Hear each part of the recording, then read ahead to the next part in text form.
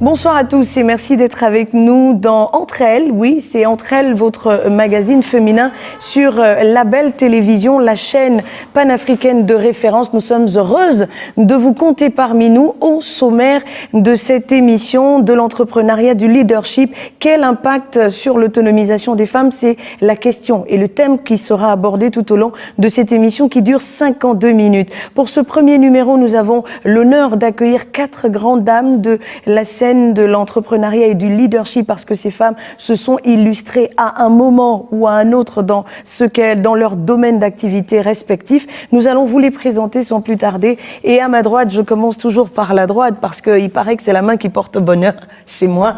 Bonsoir mesdames et bonsoir madame Diaye. Vous vous présentez aux téléspectateurs de Label Télévision. Bonsoir Laetitia, c'est madame Diaye, consultante en management et stratégie des organisations. D'accord. Madame Diaye nous vient du Sénégal et juste à côté, il y a la perle, moi je l'appelle la cerise sur le gâteau, la cerise de ce plateau. Elle nous offre beaucoup de bonnes choses pour le palais. Elle va nous dire comment tout cela se fait. Elle est entrepreneur. Elle, c'est Jessica Alogo. Bonsoir.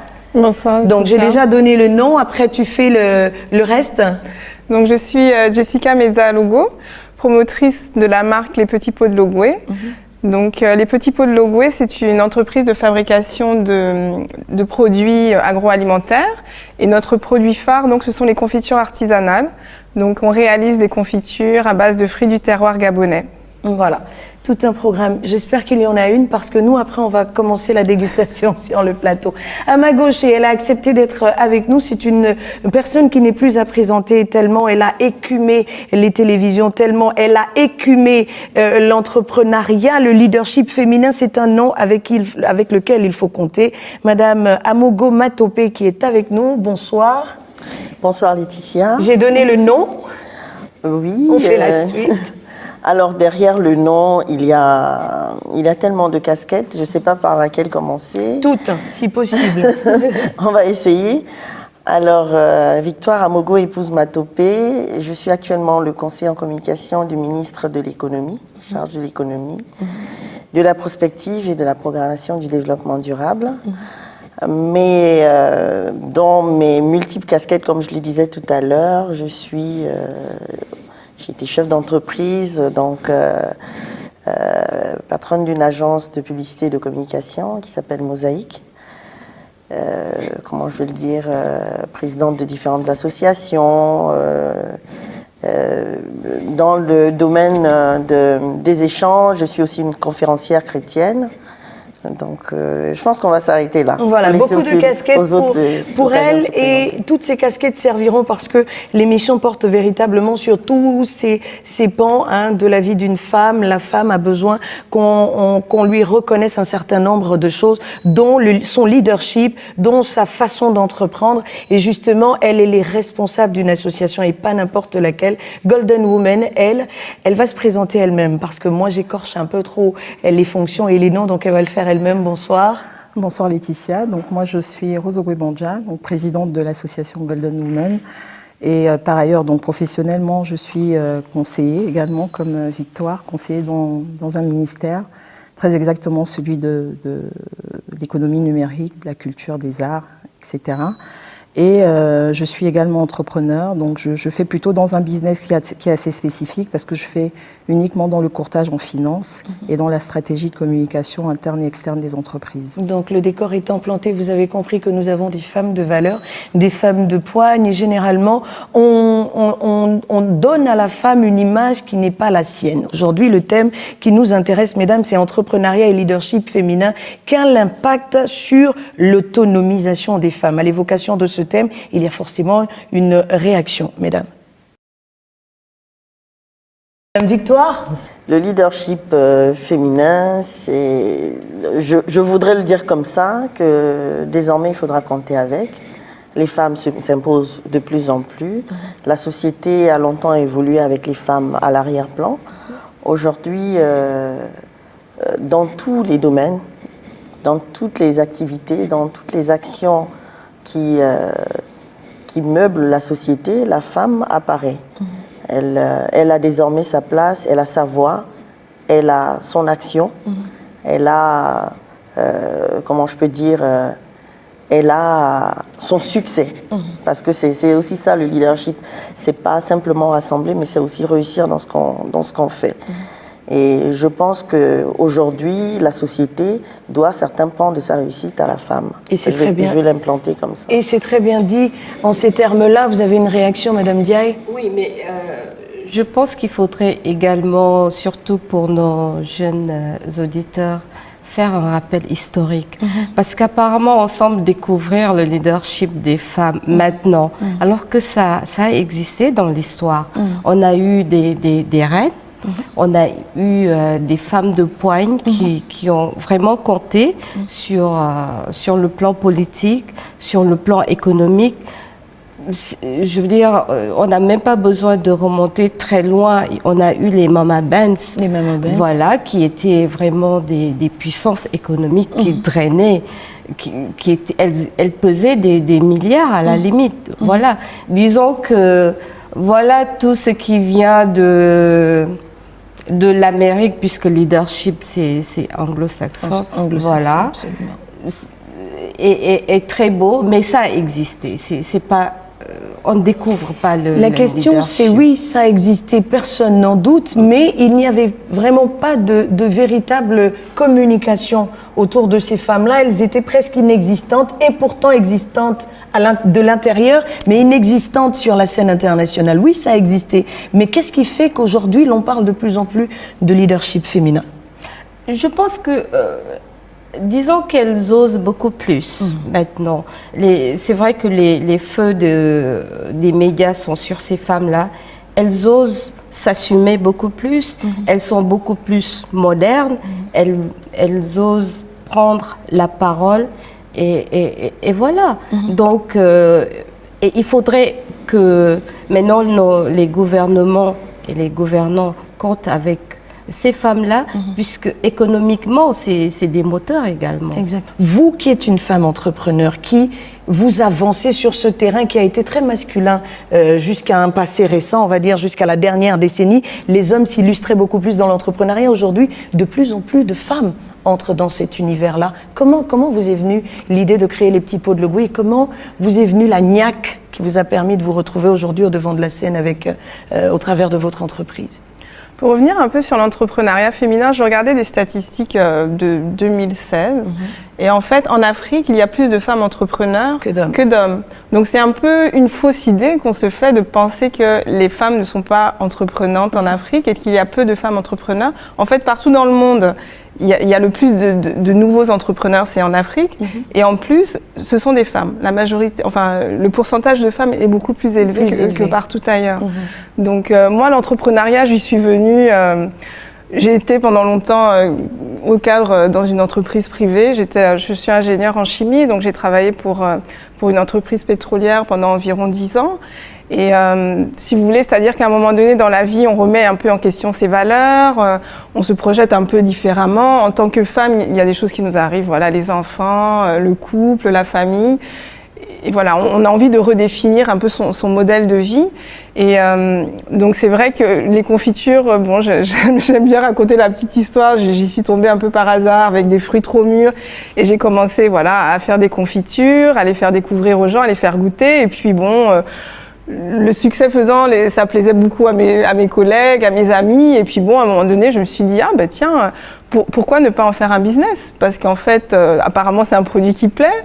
Les gens sont en quête de produits locaux. Les gens veulent redécouvrir le terroir gabonais et les gens veulent consommer moins de produits importés. Et en fait, ce qu'il faut des fois dans la vie pour basculer, voilà, des fois, c'est des petits coups de pouce de la vie. Et parce que beaucoup de gens veulent redéfinir leur vie, veulent devenir entrepreneurs, mais il manque cette petite chose qui fait que comment on fait pour quitter aussi une vie de stabilité, parce que voilà, on est quand même employé, on a un salaire, on a une vie confortable, bien réglée, et voilà, il faut des fois des petits coups de pouce de la vie pour changer. Vous avez eu le vôtre et vous avez décidé de créer les petits pots de Logoué qui se vendent très bien, qui sont commercialisés qu'au Gabon. Pour l'instant? Oui, pour l'instant, voilà. Pour l'instant, on se concentre... Bon, c'est une question aussi de focus. Hein. On est une jeune entreprise. On a un an et demi. Donc après, c'est une stratégie, il y a des entreprises qui ont des stratégies différentes, il y a des entreprises qui ne se portent qu'à l'international, c'est des stratégies d'entreprise. D'accord. Et la vôtre, c'est Voilà, la d'abord mienne, décliner la scène nationale. Pour moi, je me dis, bon, on est sur un plan local, voilà, implantons-nous déjà localement, poussons le marché au plus loin qu'on peut, et puis ça, voilà, ça nous permet aussi de nous améliorer, de progresser.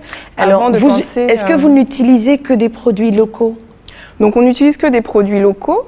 Donc ça, c'est un peu un des piliers de l'entreprise aussi, c'est de valoriser et de faire la promotion des produits locaux, des agriculteurs locaux et du terroir. Donc on essaye au maximum de travailler avec des petits producteurs. On a des producteurs à Ntoum, à Minzik, dans le Fernand-Vaz. Le but, en fait, c'est de créer, voilà, de faire évoluer la chaîne de valeur. C'est-à-dire que nous, on est un peu en bout de chaîne de valeur dans l'agriculture. On est au niveau de la transformation, mais il y a toute une chaîne au niveau de la production. Et voilà, pour faire évoluer tout ça, eh bien, il faut faire comprendre aux agriculteurs qu'aujourd'hui, il y a un marché. Donc, pour les encourager aussi à produire plus, par exemple, les fruits dont on a besoin. Donc, le but, c'est ça, en fait. Le but, c'est vraiment d'arriver à booster. Et on parlait d'autonomisation. Donc, ça passe par là aussi. C'est-à-dire que moi, quand des fois, j'ai des petites... j'ai des femmes agricultrices à Ntoum. Voilà, moi, le but, c'est justement d'aider ces femmes-là, voilà, à sortir de leur situation. Et cela passe par l'achat de leurs produits. En achetant leurs produits. Moi, j'ai par exemple une dame à Ntoum, cette saison, elle aime vendre des mangues. Et cette saison, ça fait plaisir aussi de voir qu'on a un impact dans la vie des gens, en fait. C'est ce qui est aussi plaisant dans l'entrepreneuriat. C'est pas juste qu'on emploie 100 employés, 200 employés. J'en ai discuté un peu parce que j'ai été un peu choquée des fois par la conception qu'on a d'un bon entrepreneur. Et beaucoup de gens, ok, tu emploies combien d'employés? En fait, pour moi, ce qui est important, c'est quel impact on a. Nous, on n'est peut-être pas une grosse entreprise, on est 5 employés, mais quel impact on a? Moi, quand j'ai une dame, par exemple, voilà, une productrice de Ntoum qui me dit « écoute, cette année, ne me paye pas.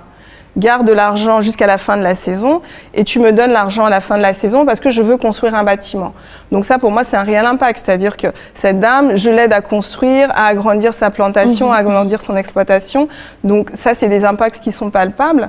Et c'est ça qui fait, pour moi, c'est ce qui fait un peu plus que, bon, combien d'employés tu as, quel chiffre d'affaires tu as. C'est que, voilà, quel impact tu as sur la communauté, comment tu aides les gens à se développer, les femmes et les hommes agriculteurs à s'autonomiser, donc c'est ça qui est important. Et c'est vraiment très important. Vous, en tant que chef d'entreprise, Madame Victoire Amogo-Matope, comment ça se passe? Comment vous est venue l'idée de sortir de l'ornière, on va dire, de sortir des cuisines, puisque jusqu'à un passé récent, on disait des femmes qu'elles étaient bonnes que pour la cuisine, que pour élever les enfants. Aujourd'hui, de plus en plus de femmes s'illustrent comme vous. Comment ça c'est venu? On parle de vos expériences personnelles pour arriver à l'impact, justement. Elle avait déjà emboîté le pas, mais on revient sur vous.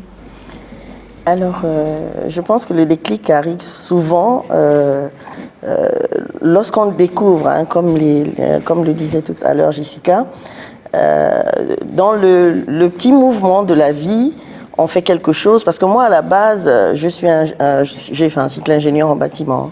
Je rentre dans la communication en la découvrant et par passion.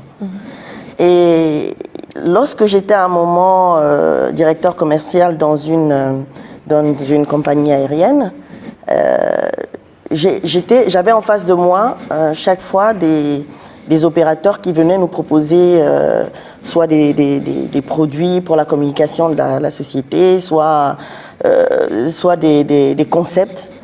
Et j'étais chargée aussi de la communication. Et c'est à ce moment que, en entrant dans leur monde, je le découvre, la communication par l'objet, le conseil en communication. Je m'intéresse, je m'ouvre complètement. Je vais voir quel est le début de la conception de soit un gadget, soit un plan com. Et donc, en sortant, pour ne pas trop m'éloigner du sujet, donc en sortant de cette société, je décide de me lancer dans la communication. Et là, je commence à faire des petites formations, je vais vers des usines, voir comment on fait. C'est par passion, en fait, comment on le fait. Et cette passion m'amène à créer Mosaïque. Parce qu'en fait, Mosaïque, pour moi, c'était tous les petits bouts que j'ai récupérés. Vous savez ce que c'est la mosaïque? Tous les petits bouts que j'avais récupérés des différents des différents opérateurs que je rencontrais dans le domaine de la com, tous ces petits bouts-là que j'ai rassemblés pour créer Mosaïque. Et Mosaïque a été au départ du conseil en com, en communication, la communication par l'objet, le réseau d'affichage, parce que nous avons un réseau d'affichage dans tout le Gabon. Et ensuite, donc ça a évolué, je l'ai emmené dans l'événement. Donc c'est vraiment en découvrant. Maintenant, en parlant de l'impact, comme le disait Jessica tout à l'heure, je suis rentrée aussi dans la vie des différents pans de la communication. J'avais au départ, je peux dire, on n'était que 2 employés au départ, quand Mosaïque a été créé en 2005. Donc, on n'était que 2. Et au fur et à mesure, donc je courais, j'étais la secrétaire, j'étais le DJ, j'étais le commercial. Dès qu'on appelait, je courais, j'allais. On disait, bon, comment on fait pour rencontrer votre DG? On a ça, ça. J'ai dit, vous allez rencontrer. Et c'est vous-même qui arriviez? C'était moi-même. Donc j'arrivais, j'étais le commercial et tout. Et au fur et à mesure que la société prenait forme, j'ai commencé à embaucher si vous voulez, ce qu'on appelle des poseurs. J'avais des employés temporaires qui arrivaient et c'était des jeunes à qui on a appris à afficher, à qui on a appris des découpes, à qui on a appris à vraiment manier et à mettre en place tout le réseau d'affichage.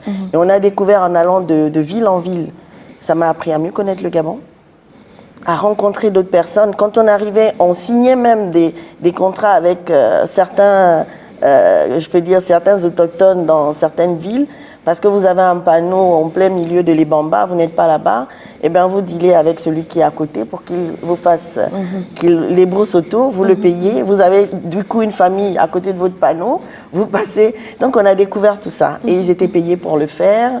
Pareil, donc après ils vous racontaient leur vie, ils veulent développer quelque chose, vous en discutez. Deux fois vous les accompagnez justement dans ce qu'ils font pour eux-mêmes aussi s'en sortir, pour ne pas rester là simplement à nettoyer autour de votre panneau. Parce que je pense que c'est ça le but. Le but, c'est pas juste de créer une activité, mais c'est beaucoup plus d'aider les autres à se prendre en charge. Tout à fait. Puisque vous-même, vous y êtes parvenus, donc les autres, comment on arrive à créer une association, un réseau de femmes comme Golden Women, avec ce que l'on sait des femmes. Les femmes sont souvent un peu très réticentes, elles ont chacune leur caractère. Lorsqu'on les regroupe, il faut prendre en compte tout cela. Comment on arrive à faire tout cela ? Alors déjà, on ne crée pas une association sur la base de rien du tout. Il faut avoir une vision, il faut avoir un vécu. Moi, je m'interroge déjà sur la question de l'entrepreneuriat parce que c'est un rêve qui date d'il y a peut-être 8 ans en arrière. J'avais déjà tenté l'aventure au niveau de la France en essayant de monter le premier réseau de centres esthétiques pour peau noire. Je n'ai malheureusement pas eu le financement. Et en 2013, parce que je travaillais pour un grand groupe américain, General Electric, et j'étais responsable asset management, donc en fait, on faisait du leasing. Et moi, j'étais vraiment en bout de chaîne. Et c'est en 2013, lorsque l'État a pris la décision d'interdire l'importation des véhicules de moins de 3 ans, et je me suis dit, là, il y a un marché à faire. En réalité, je voulais venir implanter au Gabon une société de courtage, donc ce que j'ai fait. Et au bout de ça, en fait, je devais racheter les parcs immobiliers des concessionnaires ou des ministères, etc., pour le reverser sur le marché national. Donc, quand j'arrive, je rencontre un cabinet d'experts pour monter ma structure. Et en réalité, on me demande de monter une structure tout service, ce qui ne me correspond pas parce qu'en réalité, c'est un business qui génère tellement de cash qu'il faut vraiment derrière des assurances. Et je me dis, il y a un réel problème, l'entrepreneuriat n'est pas accompagné. Je préfère prendre le temps de mettre en place ma structure, commencer déjà à démarcher, mais il faut vraiment que je sois accompagnée pour que ma structure puisse exister. Et alors je me dis, je me rends compte qu'il y a beaucoup de femmes qui entreprennent, il y a beaucoup qui se disent entrepreneurs, mais ont ce que j'appelle des entreprises portables. C'est-à-dire, elles créent une page Facebook, elles estiment qu'elles sont entrepreneurs. Beaucoup font dans l'informel et je me dis, il faut vraiment une plateforme via laquelle on puisse s'exprimer. Et étant donné que le domaine associatif est, à mon sens, un domaine via lequel on peut quand même apporter son aide, apporter en tout cas son expertise en s'appuyant sur de vrais experts, non pas que nous soyons des experts, mais en s'appuyant sur des experts. Donc j'ai décidé en tout cas de créer sur une plateforme, sur une autre plateforme, un réseau de femmes via lequel on ne ferait pas pas la promotion, mais en tout cas via lequel on valoriserait les femmes entrepreneurs au Gabon et via lequel on permettrait justement à celles qui sont dans l'informel, à celles qui ont besoin de se valoriser et d'où la création de Combien Golden de Women. femmes, ou plutôt combien d'associations autour de Golden Women? Est-ce que ce sont des femmes ou des associations qui sont regroupées autour de cette plateforme Golden En Women? réalité, on n'a pas d'exigence, c'est-à-dire que si une adhérente se sent le besoin, en tout cas, trouve au sein de l'association un but, c'est-à-dire que on a 3 axes, il faut que je le rappelle. Déjà, on a la promotion de l'entrepreneuriat, donc des femmes entrepreneurs. On a le côté formation, parce que c'est non négligeable. On a toute une partie sociale, parce que nous avons quand même un grand caractère social, parce qu'on estime qu'une femme qui a acquis une certaine autonomie doit pouvoir rendre en tout cas ce qu'elle a pu avoir de la vie. Donc on n'a pas d'exigence à ce que les adhérentes soient uniquement dans Golden Women. On a des présidentes d'associations, on a des femmes qui sont dans d'autres associations, donc il n'y a pas d'exigence particulière. Quelles sont vos activités au quotidien? Qu'est-ce que Golden Women fait au quotidien?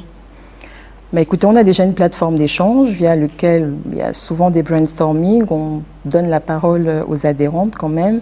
On est parti sur la base d'un calendrier annuel des événements, en essayant de cibler nos 3 axes. On a des petites formations, des ateliers, on passe des partenariats avec des cabinets qui viennent donner la bonne information à 4, 5, 6 femmes, parce que j'estime qu'une association ne fait pas dans le nombre, mais plutôt dans la qualité, dans le volontarisme, parce que on n'est pas là pour fédérer et donner l'impression d'avoir une foule derrière soi. C'est surtout d'impacter réellement 2, 3, 4 femmes qui diront, en intégrant Golden Women, j'ai pu me formaliser en tant qu'entreprise, j'ai pu me former, renforcer mes capacités, j'ai pu donner de moi-même dans le cadre associatif. Et l'on parle beaucoup de renforcement des capacités, on parle beaucoup de ces femmes leaders. Il y en a de plus en plus qui sont entrepreneurs, qui n'ont pas réellement d'impact. Vous avez ces mamans au marché, par exemple, qui ont un système de tontine bien huilé depuis des années, qui ne sont pas très visibles par tous, mais qui font des choses. Qu'est-ce que vous faites? Vous dites Petit Pot de Logoué, nous on va travailler, vous avez cité l'exemple de cette vendeuse de fruits Antoum, mais au-delà, est-ce que vous prenez un moment quand même dans l'année où vous dites je vais communiquer avec les jeunes dans les établissements par exemple pour les encourager à se tourner vers l'entrepreneuriat? Oui, bien sûr, je pense que c'est une mission, bon, pas seulement en tant qu'entrepreneur, en tant qu'être humain, j'ai envie de dire.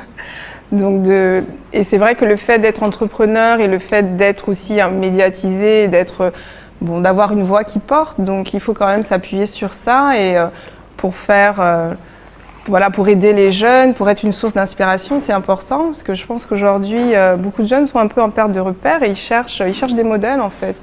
Et donc quand on a une notoriété, c'est peut-être beaucoup dire, mais voilà, je pense que quand on est un peu connu, c'est pas grave. Dès qu'on est visible, on est déjà connu. Voilà, c'est important de tendre la main, de tendre la main. Et donc nous, on l'a fait cette année. Bon, on était à l'Immaculée il n'y a pas très longtemps. On a un programme qui va commencer au mois de janvier, où on va aller justement dans les lycées, faire des interventions dans les lycées pour inspirer les jeunes, pour faire du retour d'expérience et partager nos expériences avec eux. C'est très bien. Donc c'est une responsabilité qui est la vôtre en tant qu'entrepreneur. On a des responsabilités aussi quand on est entrepreneur.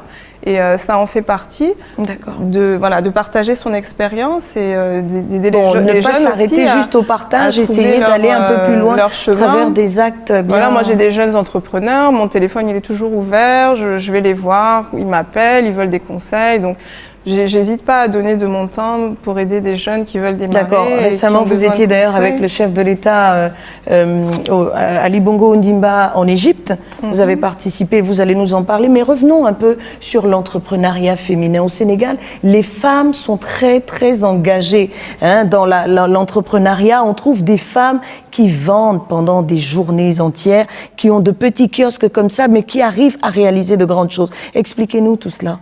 C'est ce que je disais tout à l'heure. Je pense qu'il faut... l'entrepreneuriat, c'est toute une mentalité également. Et il faudrait, en parlant des jeunes et de ces femmes-là, leur faire comprendre, et je pense que les femmes sénégalaises ou les femmes de l'Afrique de l'Ouest en général l'ont compris très tôt, qu'il ne faut pas beaucoup d'argent pour commencer une entreprise. Moi, je donne toujours mon exemple à mes petits amis, en leur disant qu'en 95, parce que je vous expliquais la dernière fois que j'ai eu plusieurs vies. Donc j'ai été prof pendant beaucoup d'années. Et avant d'être recrutée par l'État gabonais, j'étais formatrice au... comment on appelle ça? J'ai oublié la structure américaine. Donc j'étais formatrice au corps américain de la paix. D'accord. Voilà. Donc, et après, le Sénégal formait les volontaires américains, les volontaires qui allaient en Côte d'Ivoire et en Guinée. À un moment donné, la Côte d'Ivoire et la Guinée avaient ouvert leur centre. Donc, il nous arrivait des moments de flottement où il n'y avait pas de boulot. Et avant de venir au Gabon, donc j'ai eu un flottement de 3 mois. Je dis, mais attendez, 3 mois, je vais rester comme ça. Et j'avais démarré une entreprise avec 15 000 francs. 15 000 Une francs entreprise de restauration. Donc, j'ai vu l'environnement du quartier. Je me suis dit, mais attendez, il y a énormément d'étudiants étrangers qui habitent là.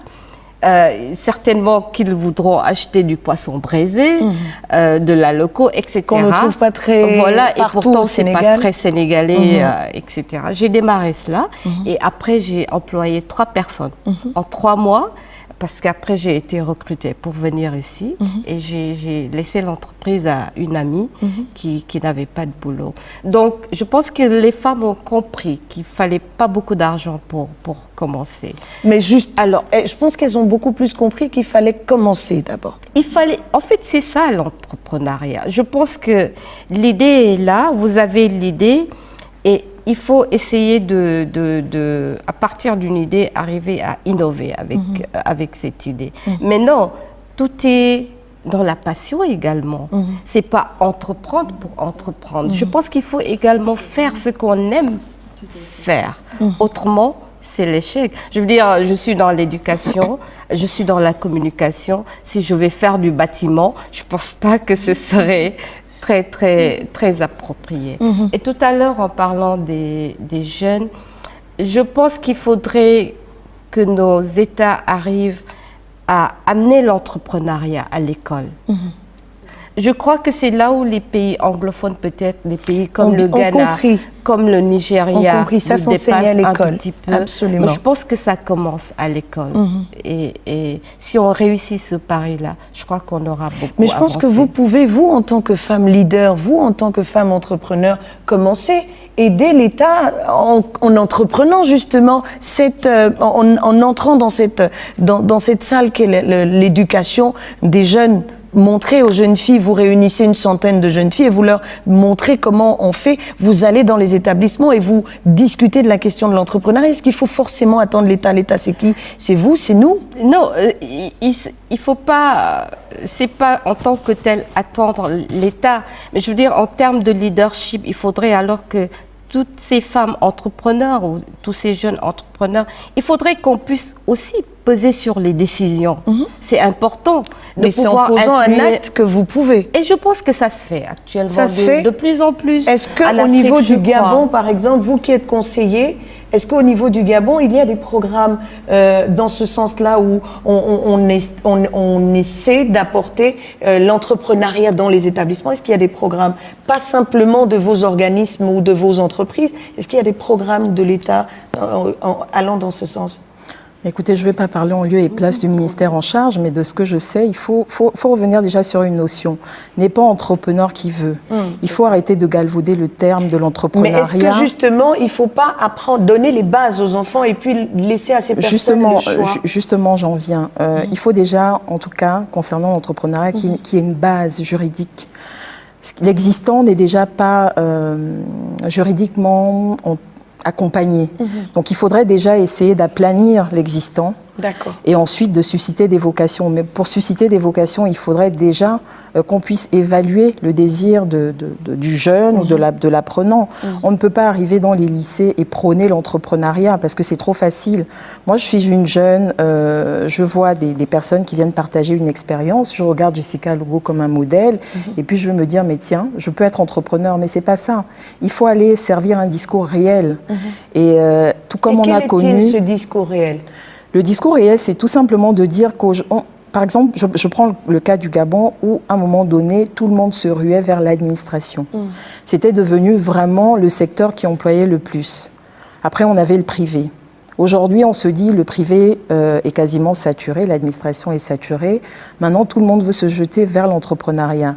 Non, il s'agit tout simplement déjà que le ministère en charge, qui a présenté d'ailleurs sa stratégie globale sur l'entrepreneuriat, commence déjà à déployer sa stratégie. Parce qu'en fait, l'erreur qu'on fait souvent, et on en parlait tout à l'heure en off, c'est que on a très peu de statistiques localement. Donc pour déjà toucher un problème, attaquer le problème, il faut déjà avoir de réelles statistiques, Absolument. une réelle cartographie pour pouvoir attaquer le problème.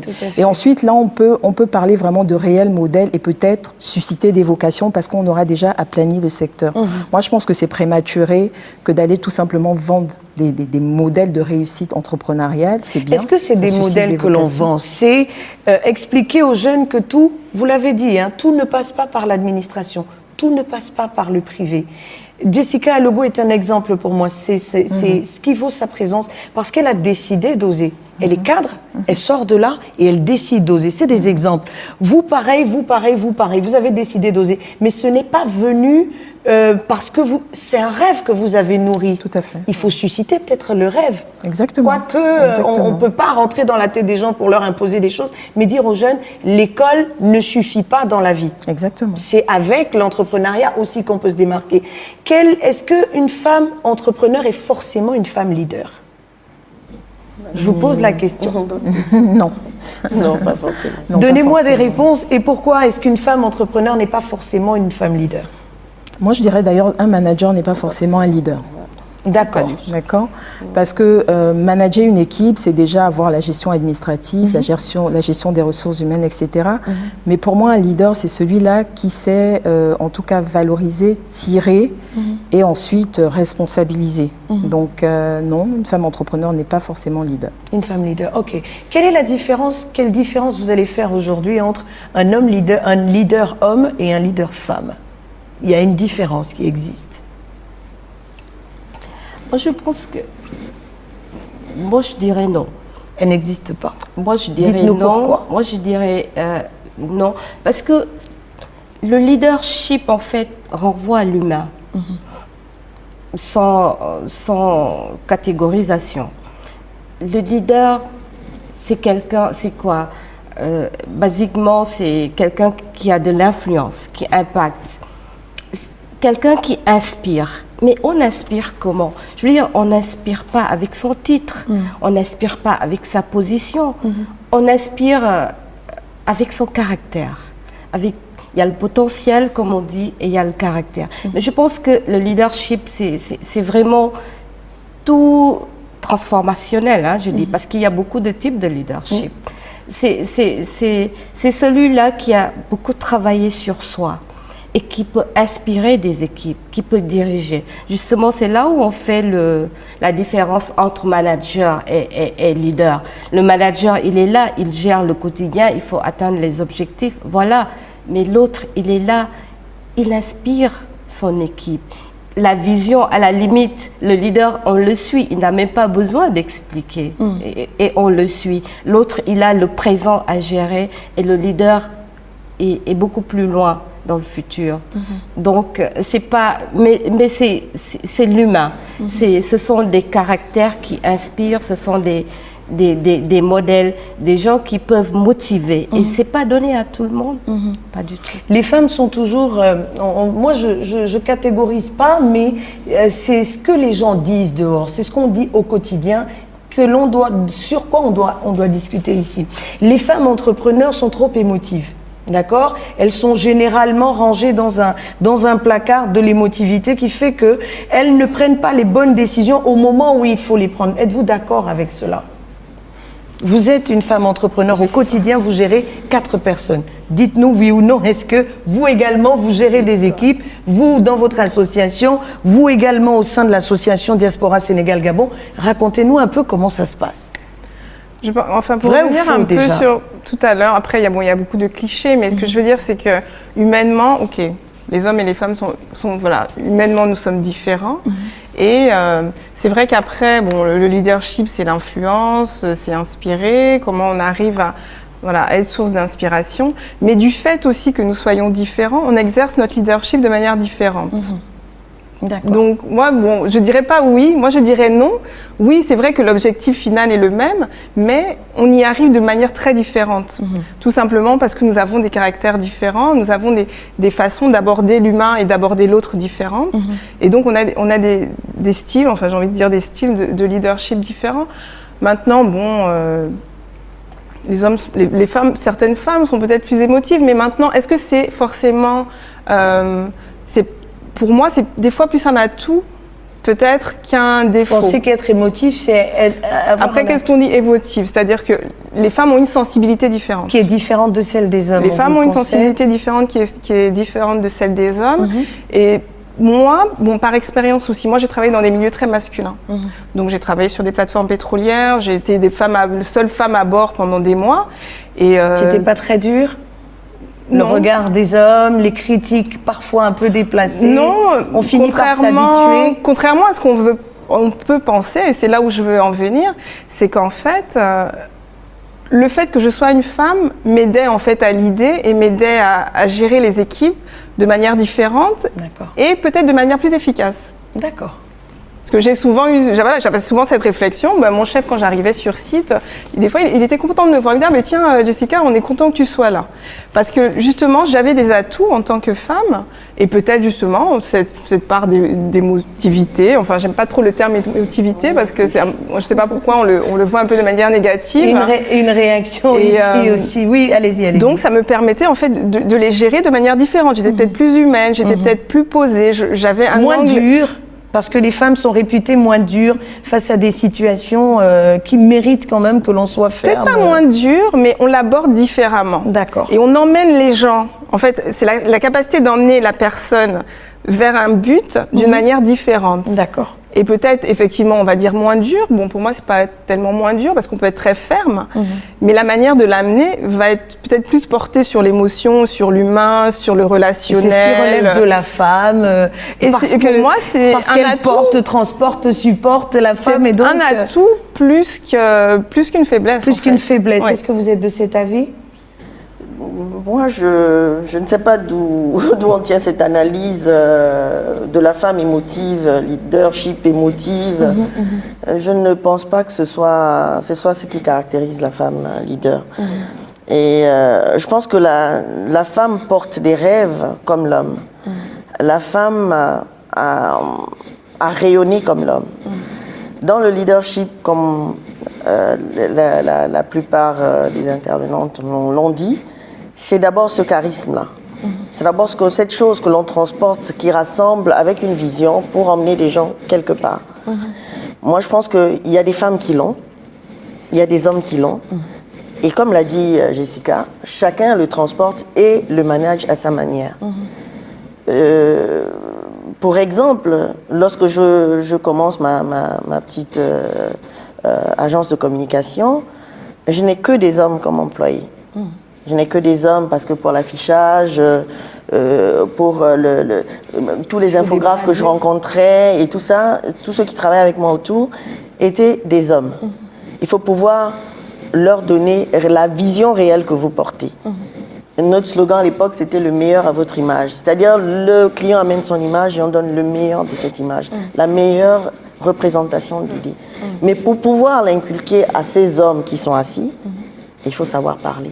Il faut savoir transmettre pour arriver à quelque chose de final que le client va apprécier, que vous-même vous allez accepter, vous ne serez pas divisé à l'intérieur. Et là, il y a quelque chose qui m'interpelle. Alors, je Vous me demande étiez- où est l'émotion à ce moment Oui. lorsqu'on prend ce genre de décision.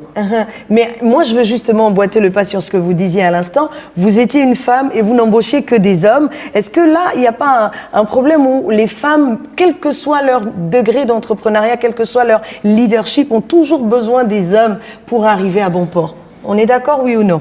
Non, mais ça dépend du besoin. Comme vous avez dit, même pour une chaîne de télé comme celle-ci, vous avez besoin d'un certain nombre de personnes. Mais vous allez faire avec ceux qui viendront vers vous. Ou ceux vers qui vous irez et que vous trouverez et qui répondront à vos réels besoins. Pour aller afficher un panneau de 18 mètres carrés, c'est-à-dire c'est comme un immeuble, vous n'allez pas trouver 3 femmes ou même une seule qui va vous dire oui tout de suite. Donc, elles ont toujours besoin des hommes. Il y a quelques années, on a commencé à avoir des femmes pompistes, mais il n'y en avait pas avant. C'est pas parce qu'elles ne voulaient pas, mais des fois, la femme, dans sa féminité, c'est pas de l'émotion. On ne lui ouvre pas la porte. La femme a besoin de prouver plus que l'homme. Et aujourd'hui, vous rentrez dans un garage, il y a un homme, il y a une femme. Quand on va vous dire on donne votre voiture à une femme, quelle sera votre réaction? Donc, il y a des postes comme ça, et il y a des clichés comme ça qui retardent. Mais au fur et à mesure, la femme brise ces barrières-là et elle arrive à imposer son professionnalisme ou imposer ce qu'elle sait faire. Rose Ogoué-Banja, Madame Diaye, est-ce qu'il y a des secteurs d'entreprise, des secteurs dans l'entrepreneuriat qui sont encore la chasse gardée des hommes aujourd'hui? Parce que là, on parlait d'affichage, 18 mètres carrés, c'est l'immeuble, la femme ne peut pas. Il y a encore des secteurs qui sont vraiment pour les hommes. Qu'est-ce qu'on dit? Moi, je suis dérangée vraiment, les politiques de quotas, la question du genre. Moi, je suis vraiment contre. Et c'est l'occasion d'en parler, dites-nous. Je suis vraiment contre. Pourquoi? Parce que, en réalité, c'est la société elle-même qui a cloisonné. C'est la société qui a dit qu'une femme ne pouvait pas être dans le bâtiment. C'est la société qui a dit qu'une femme ne pouvait pas être pilote d'avion, etc. En réalité, on est tous avec une certaine intelligence, un degré de compréhension des choses. Si on met une femme sur un banc d'école et elle va maîtriser autant les maths qu'un homme, et demain, son abnégation, en tout cas pour la matière, elle peut aller très loin et devenir pilote. Donc je pense que on ne doit pas attaquer le problème du leadership sur la question du genre. C'est vrai que nous, les femmes, ça pique vite, ça monte vite, mais maintenant, il faut avoir un certain degré de maturité. Et ça s'acquiert au fil des expériences professionnelles, etc. Ce qui nous amène souvent, nous, les femmes, à ne pas aller loin dans nos œuvres, c'est parce que justement, on manque parfois peut-être d'expérience aussi sur le terrain. Donc, et ça peut arriver aussi pour les hommes. Donc je pense que il y a des métiers aujourd'hui qui ne sont quasiment plus des chasses gardées pour des hommes. Moi, j'y crois pas. Avant, il y a des femmes pompistes. Allez-y, partagez-nous votre... Oui, vous savez, il y a aussi la mentalité, il y a aussi le côté... on est au Sénégal, par exemple, la société a des normes qui sont bien huilées, il faut respecter ci, il faut respecter ça. Non, mais même au Sénégal, je pense que maintenant, à travers le monde, que ce soit l'Afrique et le reste du monde, je crois plus qu'il y ait ces barrières-là pour les femmes. Je pense que les femmes ont brisé beaucoup de barrières. Suffisamment, vous pensez? Suffisamment, suffisamment, je ne saurais le dire, mais c'est déjà quelque chose d'avoir brisé ces barrières-là. Et je crois que sur la question, que ce soit sur la question de l'entrepreneuriat ou du leadership, il y a beaucoup de choses quand même, Laetitia, qui intervient. Je veux dire, l'individu de quel leadership parle-t-on? De qui? D'où? Je veux dire, il a son éducation, sa culture, son environnement. Et je crois que c'est la somme de tout ça qui fait qui nous sommes. Et qu'est-ce qu'on a bien pu travailler. En parlant d'émotions tout à l'heure, c'est pas tant les émotions, les hommes également, les émotions, mais c'est qu'est-ce qu'on en fait? Qui gère mieux ces émotions? Mais qu'est-ce qui change fondamentalement l'émotion de l'homme et celle de la femme? Moi, je suis un peu comme Rose. Ce cloisonnement homme-femme, quelquefois, ça me dérange. Je veux dire qu'on ne pourra pas laisser les hommes en rade. On est complémentaires. Je veux dire que ce monde-là, il faudrait qu'on apprenne à équilibrer le monde. C'est ça l'harmonie. Si les femmes pensent qu'elles peuvent aller sans les hommes, c'est faux. Les hommes également ne peuvent pas aller sans les femmes. Je pense que le tout, c'est dans l'équilibre. Et justement, le bon leader. Je pense que le bon leader, même pour les managers, je pense la clé, c'est comment faire cet équilibre-là dans sa vie. Parce que, disons, un manager qui passe tout son temps au boulot, qui n'a pas de vie familiale, mais c'est un mauvais manager. Il est très mauvais manager parce qu'il n'a pas su, il peut être dans des excès parfois, parce qu'il n'a pas su équilibrer les choses dans sa vie. Et je crois que le leadership, c'est ça. Il y a des domaines de vie qu'il faut équilibrer, que ce soit la famille, que ce soit le travail, les amis, etc. Et voilà, je pense qu'il faut réussir à cette harmonie-là. Et on va y arriver tout ensemble puisque vous allez nous y aider. Nous, on compte sur vous, vous, femmes entrepreneurs, vous, femmes leaders. Mais mesdames, moi, j'ai vraiment je parle pour les autres qui sont de l'autre côté, parce qu'il y a de l'autre côté des questions qui fusent. Et comme je vous ai ici, je vous pose les questions. Dites-nous clairement, qu'est-ce qu'une bonne femme leader? Qu'est-ce qu'une bonne femme entrepreneur? Quelle est votre définition de ces deux personnages? Chacune à son tour. On fait le tour de table. Allez-y, dites-moi. Qui commence? Jessica, elle a commencé à sourire. Pour moi, un bon leader, donc pour moi, c'est quelqu'un qui arrive à inspirer ses équipes, qui arrive à inspirer non seulement ses équipes, mais aussi son environnement de manière positive, et surtout qui les entraîne avec lui, en fait, qui veut faire progresser l'autre. Pour moi, le leadership, c'est vraiment dans la relation à autrui, dans la relation à l'autre. Comment j'arrive à impacter l'autre au quotidien, comment j'arrive à le faire progresser et comment je le mets en lumière aussi, je pense que c'est important. Et souvent, les erreurs de certains managers, qui pour moi sont des très mauvais leaders, c'est de vouloir souvent occulter les gens dans les équipes et de ne pas les valoriser suffisamment et de ne pas suffisamment les mettre en avant. Donc c'est tout cet équilibre, comment gérer une équipe, comment arriver à être une source d'inspiration, à ce que les gens vous suivent naturellement. Et arriver à faire éclore le potentiel des gens, en fait. Ça, c'est très important. C'est-à-dire que les gens, moi, mon équipe au quotidien, ma réflexion, c'est toujours, OK, comment est-ce que je peux arriver à faire en sorte que chacun sorte le meilleur de lui-même? D'accord. Et pour moi, ça, c'est très important, que chacun donne son meilleur et que chacun se découvre aussi. Parce que des fois, on a des employés qui ne connaissent pas leur talent, qui ne savent pas qui ils sont. Et c'est toujours plaisant de voir des gens s'illustrer et se révéler à eux-mêmes et faire éclore les talents. Et là, je viens de me découvrir un talent d'amoureuse des confitures des petits pots de Logoué. Voilà, c'est fait, c'est dit. Dites-nous, Madame Diaye, quelle est votre approche? Moi, je soutiens mordicus que la première entreprise, c'est soi-même. Moi, je crois que la première entreprise, c'est soi-même. C'est comment se transformer. Il faut se transformer avant de transformer les autres. Il faut s'inspirer avant d'inspirer les autres. Je crois que pour être un modèle, je crois que c'est surtout le discernement. Moi, j'aime beaucoup ça chez les gens. Le discernement, nous sommes tellement différents dans le monde. La diversité, c'est une richesse. Mais si quelqu'un n'a pas de discernement, si quelqu'un n'a pas cette sagesse-là du leader, il ne saura jamais reconnaître cela. Donc, travailler sur soi, c'est la première. Travailler sur soi, c'est ce que dit Madame Diaye. Madame Madame Matopé, Amogo, épouse Matopé. Voilà, c'est dit. Dites-nous quelle est votre approche de la question.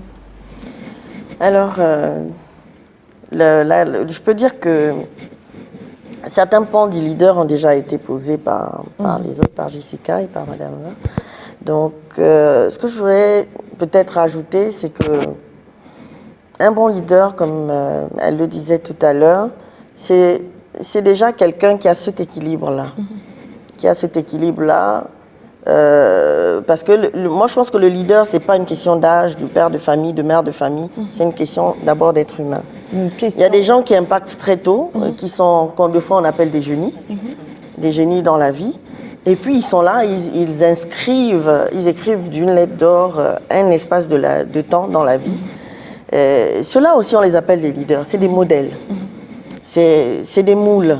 Moi, je vais les appeler des moules, même si on n'aime pas le mot moule, mais c'est des gens, qui sont des repères.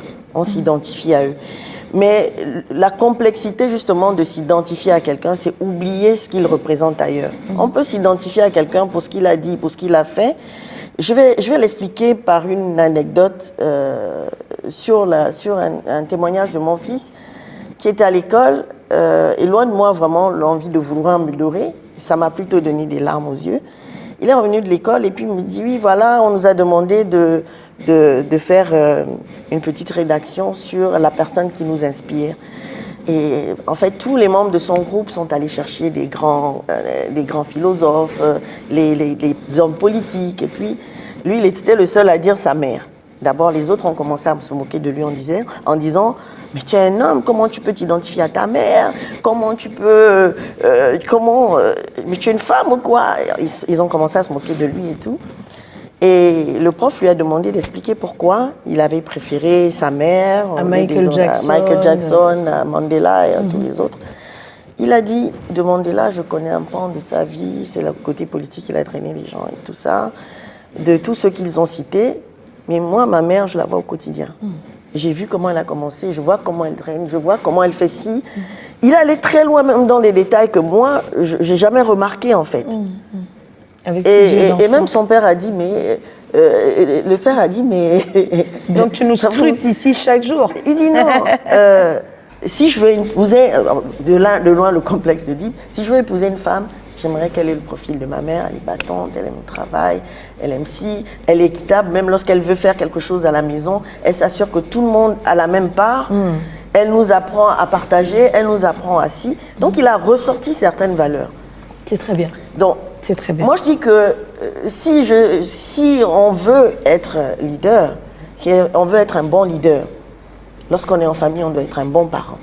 Lorsqu'on est dans la société, on doit être un bon collègue. On doit être un bon dans tout ce qu'on veut faire. Très bien. On doit laisser ce parfum-là qui dit « Ah, elle est arrivée » ou bien « Oh là là, elle est là ». En fait, c'est ce qu'on laisse, en fait. Merci beaucoup. Donc, et avec vous, Rosogwe Banja, malheureusement, nous acheminons vers la fin de cette émission. Vous allez rapidement nous dire quelle est votre approche de la question. Moi, je dirais qu'on a tendance à attendre d'un leader la perfection. Martin Luther King était un leader, mais son péché mignon, il n'y a pas de péché mignon, c'était les femmes. Gandhi, lui, c'était un raciste, il n'aimait pas les Noirs. Pourtant, c'était un leader. Aujourd'hui, il est cité comme un exemple. Donc, en fait, moi, j'ai un prisme qui est totalement différent. Un leader porte une vision. Cette vision, il draine du monde autour de lui, 1, 2, 3 personnes, pour un objectif commun. Donc, moi, je dirais tout simplement que soyons un peu tolérants avec la notion de leadership et avec les leaders.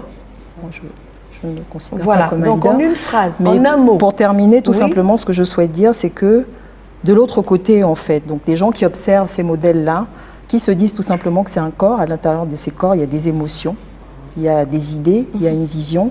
En fait, il faut tout simplement croire en la vision parce que la personne elle-même représente un modèle. C'est-à-dire que pour moi, un leader, quand tes équipes ont la main dans le cambouis, il faudrait que toi-même tu mettes la main dans le cambouis. Voilà, c'est très belle image.